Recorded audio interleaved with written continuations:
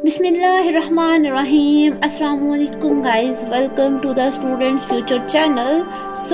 आज का हमारा टॉपिक है स्टूडेंट वीज़ा एप्लीकेशन के लिए आपने किन बेसिक पॉइंट्स को अपने माइंड में रखना है स्टेटमेंट ऑफ पर्पस लिखते हुए।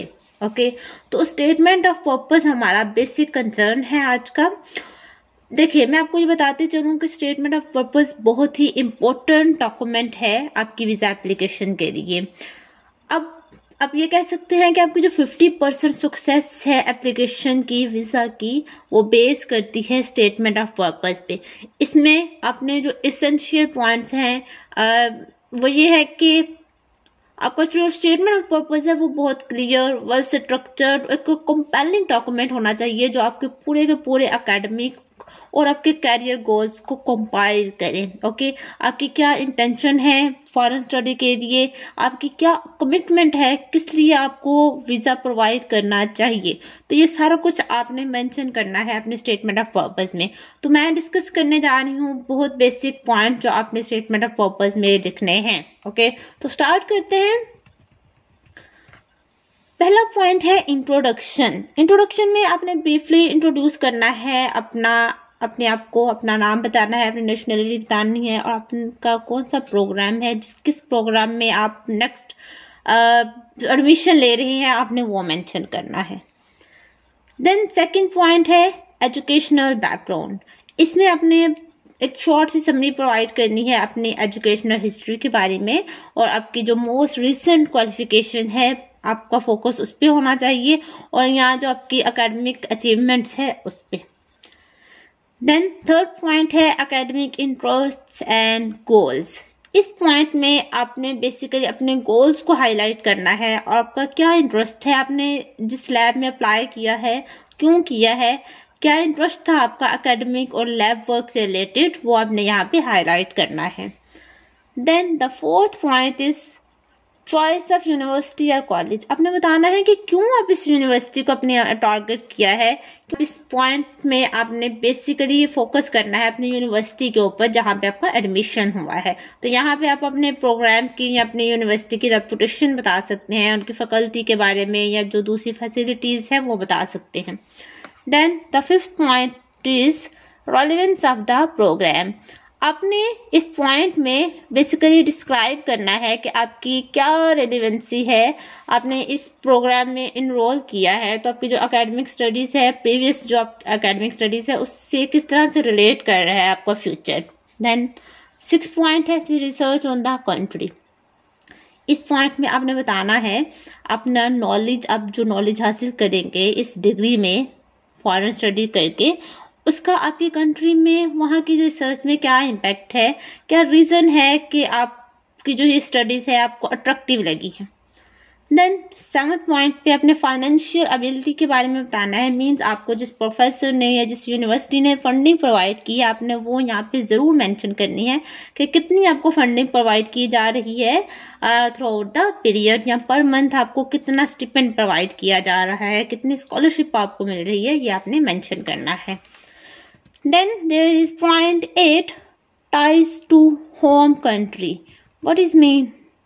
It's mean that आपने हर हाल में अपने डॉक्यूमेंट में मेंशन करना है कि after your degree you will return to your home country because you have a family there and what there are some future career in your country. तो आपने इस पॉइंट को बहुत माइंड में रखते हुए एक लाइन में आपने स्पेसिफाई करना है कि आप अपनी कंट्री वापस आओगे और अपनी कंट्री वापस आके अपने फ्यूचर में अपनी रिसर्च जो आप फॉरेन से करके आ रहे हैं उसको किस तरह से एक्सप्लोर करना है अपनी कंट्री में। देन आप यहाँ पे इमिग्रेशन कॉम्प्लायंस का पॉइंट ऐड कर सकते हैं कि किस तरह से आप इनके रूल्स और रेगुलेशंस को कंसिडर करते हुए वहाँ पे वर्क करोगे, वो आपने यहाँ पे हाईलाइट करना है। Then point 10 is post graduation plans. आपने फर्दर बताना है कि आप नेक्स्ट क्या करना चाहेंगे, आप पोस्ट डॉक्टर करना चाहते हैं या आपका फ्यूचर कैरियर प्लान्स क्या है, वो आपने यहाँ पे डिस्कस करने हैं। इसके अलावा आप लैंग्वेज प्रोफेंसी वो भी ज़रूर ऐड करिएगा। अगर आपके आइल्स में या इंग्लिश लैंग्वेज टेस्ट में बहुत अच्छे मार्क्स हैं, बहुत अच्छा बैंड है, तो आप वो भी ज़रूर मेंशन करिएगा। Then you can add extra curricular activities point in your document. अगर आपकी स्टडीज़ के अलावा, आपके एकेडमिक वर्क के अलावा कुछ ऐसी एक्टिविटीज़ हैं, वर्क है या लीडरशिप एक्सपीरियंस है, तो आप वो भी अपने डॉक्यूमेंट में ज़रूर मेंशन करिएगा। देन अचीवमेंट्स एंड अवार्ड्स, अगर आपको एकेडमिक अवार्ड्स के अलावा कोई और अवार्ड मिला है या कोई और आपकी अचीवमेंट है तो वो आप अपनी एप्लीकेशन में ज़रूर ऐड करिएगा। एंड इन कंक्लूजन आपने समराइज करना है अपने सोप को with your specific goals and expression of your gratitude for considering your application. Means अपने एक लाइन में मेंशन करना है, उनको थैंक्स करना है कि आप उनकी एप्लीकेशन को कंसिडर करें। Then point 15 is formatting and proof reading. आपकी जो डॉक्यूमेंट की फॉर्मेटिंग है वो एक well structured, coherent and free from grammatical errors होने चाहिए। मीन्स के प्रोफेशनल टोन में आपने अपने डॉक्यूमेंट को कंपाइल करना है।